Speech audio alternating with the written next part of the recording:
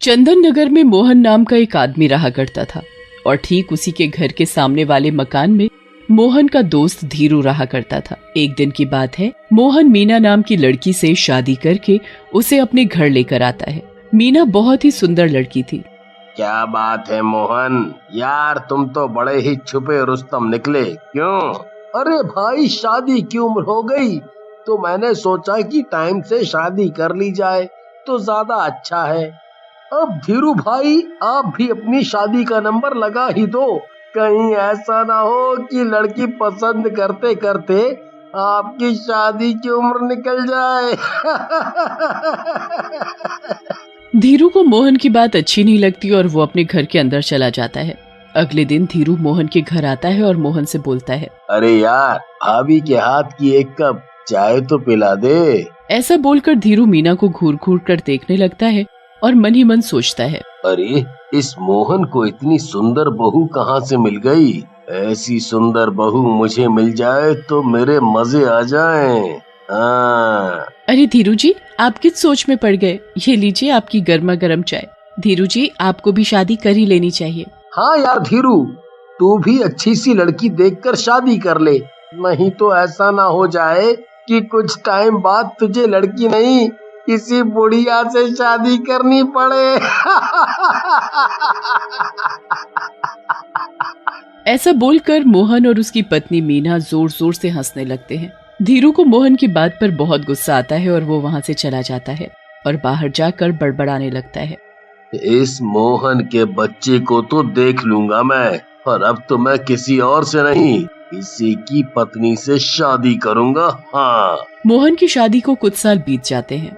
अब तो मोहन और मीना की एक प्यारी सी 5 साल की बेटी भी होती है। एक दिन धीरू अपने घर से काम पर जाने के लिए बाहर निकलता ही है कि तभी मोहन धीरू से बोलता है, अरे धीरू भाई, अब तो मेरी 5 साल की बेटी भी हो गई। अरे अब तो लड़की देखकर शादी कर ले, फिर कम से कम तुझे घर का काम तो नहीं करना पड़ेगा और बना बनाया घर का खाना भी टाइम पर मिलेगा। तभी वहाँ मोहन की बेटी खुशबू आ जाती है। मोहन अपनी बेटी खुशबू को बहुत प्यार करता है और काम से आते वक्त उसके लिए ढेर सारी चॉकलेट और खिलौने लेकर आता है। एक दिन की बात है, मोहन रात के वक्त काम खत्म करके घर जा रहा होता है कि तभी धीरू मोटरसाइकिल को तेज रफ्तार में चलाते हुए मोहन को टक्कर मारते हुए वहाँ से भाग जाता है। मोटरसाइकिल से टक्कर लगने की वजह से मोहन की उसी समय मौत हो जाती है। मीना को मोहन की मौत का पता चलता है तो उसका रो रो कर बुरा हाल हो जाता है।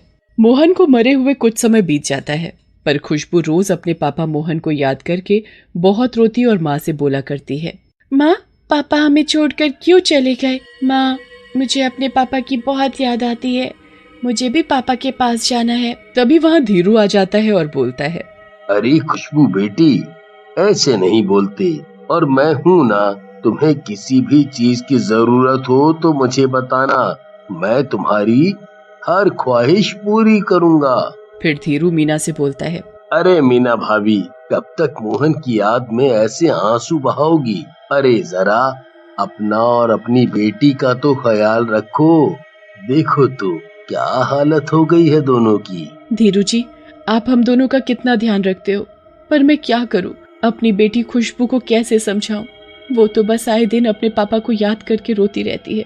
भाभी, एक बात कहूं, अगर आप बुरा ना मानो तो? हाँ हाँ, कहो, क्या बात है? भाभी, कब तक ऐसे रोकर जीवन बिताओगी? आप मुझसे शादी कर लो।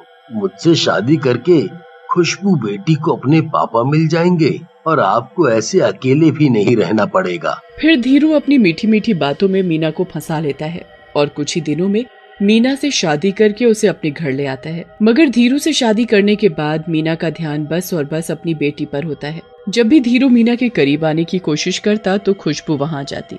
एक दिन धीरू मीना से बोलता है, मीना, मैं सोच रहा था कि क्यों ना हम दोनों कुछ दिनों के लिए बाहर घूमने चलें, और तुम खुशबू की जरा भी चिंता मत करना, उसे हम पड़ोस वाली शीला ताई के पास छोड़ जाएंगे। फिर कुछ ही दिनों में तो हम घूमकर वापस घर ही आ जाएंगे।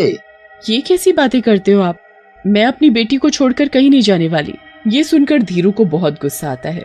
धीरू मन ही मन बोलता है, उस मोहन का तो मैंने काम तमाम कर दिया, पर अब इस खुशबू ने मेरा जीना हराम कर रखा है। लगता है इसे भी इसके बाप के पास भेजना पड़ेगा। अगले दिन मीना धीरू से बोलती है, अजी मैं बाजार जा रही हूँ, आप खुशबू का ध्यान रखना और जब वो सोकर उठे तो उसे कुछ खिला देना।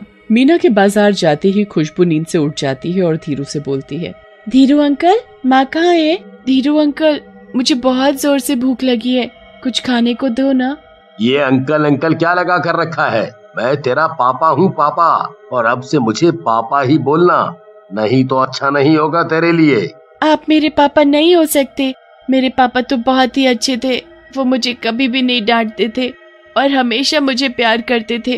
अच्छा तो तू मुझे पापा नहीं बोलेगी तो फिर तुझे खाने को भी कुछ नहीं मिलेगा, समझी? धीरू की डांट से खुशबू जोर जोर से रोने लगती है कि तभी मीना बाजार से घर आती है। खुशबू मीना को सारी बात बताती है। मीना धीरू से गुस्से में बोलती है, धीरू जी मुझे आपसे ये उम्मीद नहीं थी, आपने मेरी बेटी को रुलाया और उसे कुछ खाने को भी नहीं दिया। ऐसा बोलकर मीना खुशबू को लेकर कमरे के अंदर चली जाती है। धीरू गुस्से में बड़बड़ाने लगता है, इस खुशबू ने तो मेरा जीना दुश्वार कर रखा है। आज इसकी वजह से मीना भी मुझसे गुस्सा हो गई, इसका तो कुछ करना ही होगा। शाम को जब खुशबू बाहर आंगन में खेल रही होती है तो धीरू खुशबू के पास आता है और खुशबू को चॉकलेट दिलाने के बहाने अपने साथ ले जाता है और उसके हाथ पैर बांधकर उसे नदी में फेंक कर वहाँ से भाग जाता है। खुशबू नदी में डूबते हुए अपने पापा मोहन को पुकारने लगती है कि तभी वहाँ एक डरावना भूत आ जाता है और खुशबू को नदी से बाहर निकाल लेता है। हे भगवान, ये भूत मुझे खा जाएगा। पापा पापा पापा मुझे बचा लो, इस भूत से मुझे बचा लो पापा। बेटी मुझसे डरो नहीं, मैं तुम्हें कुछ भी नहीं करूँगा। अरे कोई बाप अपनी बेटी को कैसे कुछ कर सकता है? अरे बेटी मैं तुम्हारा पापा हूँ, मोहन। फिर भूत अपने भूतिया रूप से मोहन के रूप में बदल जाता है। खुशबू जैसे ही अपने पापा को देखती है तो उनके गले लग जाती है। बेटी मुझे ये बताओ कि आखिर इस नदी में तुम्हें किसने फेंका? फिर खुशबू अपने पापा को धीरू के बारे में सब बताती है। पापा धीरू अंकल बहुत बुरे हैं, वो आए दिन मुझे डांटते रहते हैं। पापा मुझे उनके साथ उनके घर में नहीं रहना, मुझे आपके साथ रहना है। उस धीरू की इतनी हिम्मत, उसने मुझे तो मार डाला और अब वो मेरी बेटी को मारना चाहता है, उसे तो मैं छोड़ूंगा नहीं। बेटी तुम घर जाओ और जब भी तुम्हें मेरी याद आए या धीरू अंकल तुम्हें परेशान करें तो मुझे पुकार लेना, मैं तुरंत तुम्हारे पास आ जाऊंगा। फिर खुशबू खुशी खुशी घर आ जाती है। खुशबू को घर आता देख धीरू के होश उड़ जाते हैं और वो अपने मन में बोलता है, ये नदी से बाहर बचकर कैसे आ सकती है? इसे तो मैंने अपने हाथों से नदी में फेंका था। फिर धीरू गुस्से से खुशबू के पास जाता है और मौका देखकर उसे कमरे में ले जाता है। नदी से तो तू बचकर बाहर निकल आई, पर अब मेरे हाथों से तुझको कौन बचाएगा? अभी मैं तेरा गला दबाकर तुझे भी तेरे बाप के पास पहुंचाता हूँ। जैसे ही धीरू खुशबू का गला दबाता है तो खुशबू जोर जोर से पापा पापा चिल्लाने लगती है कि तभी वहाँ पर एक डरावना भूत आ जाता है। भूत को देखते ही धीरू के पैरों तले जमीन खिसक जाती है और वो डर से थर थर कांपने लगता है। धीरू तेरी इतनी हिम्मत कि तू मेरी बेटी का गला दबाए, अब देख मैं तेरा क्या हाल करता हूँ। कमरे से आवाज सुनकर मीना वहाँ आ जाती है और भूत को देखते ही मीना के होश उड़ जाते हैं। अरे भूत भाई मुझे छोड़ दो। अरे आखिर मैंने आपका क्या बिगाड़ा है जो आप मुझे मारने पर तुले हो? खुशबू भागकर भूत के पास जाती है और बोलती है, ये भूत ही मेरे पापा हैं। पापा आप इन अंकल को छोड़ना मत, ये मेरा गला दबाकर मुझे मारना चाहते थे। बेटी ये क्या बोल रही हो? और ये भूत तुम्हारा पापा कैसे हो सकता है? मैं मोहन हूँ। इस धीरू ने मुझे अपनी मोटरसाइकिल से टक्कर मारकर मार डाला था। धीरू जी आखिर आपने ऐसा क्यों किया और इन्होंने आपका क्या बिगाड़ा था जो आपने इन्हें मार डाला और अब आप मेरी बेटी को मारना चाहते हो? बता आखिर क्यों किया तूने ऐसा? मुझे माफ कर दो, मुझसे बहुत बड़ी गलती हो गई। शुरू से ही मीना पर मेरी नजर थी, इसलिए मैंने मोहन को मार डाला ताकि मैं मीना से शादी कर सकूं। फिर भूत गुस्से में आकर धीरू का गला दबाकर उसे मार डालता है। बेटी अब मुझे जाना होगा, मगर जब कभी भी तुम्हें मेरी याद आए तो बस मुझे याद कर लेना। भूत अपनी बेटी का माथा चूमता है और वहाँ से गायब हो जाता है।